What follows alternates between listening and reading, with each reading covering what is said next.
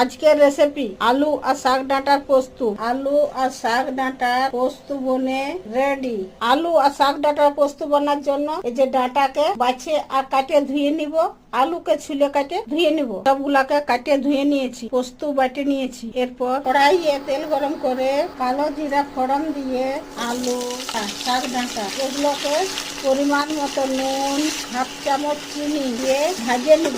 একটু ঢাকুন দিয়ে দিই। 5 মিনিট পর ঢাকুনটা খুলে নিয়ে ভাজে ভাজে জলটা শুকায় নিয়ে পেঁয়াজ, আদা রসুন বাটা, একটু সামান্য হলুদ দিয়ে সবগুলাকে ভাজে নিয়ে এই যে শাকটা দিয়ে আবার ভাজে নিয়ে পোস্ত বাটা জলটা দিয়ে আর একটু জল দিয়ে ঢাকুন দিয়ে আবার 5 মিনিট সিদ্ধ করে নিব। 5 মিনিট পর ঢাকুনটা খুলে নিয়ে ডাঁটা আলু সব সিদ্ধ হয়ে গেছে। এরপর জলটা শুকায় নিয়ে পোস্ত বাটা দিয়ে মিক্স করে আঁচটা বন্ধ করে দিয়ে নামায়া বাটে নিব।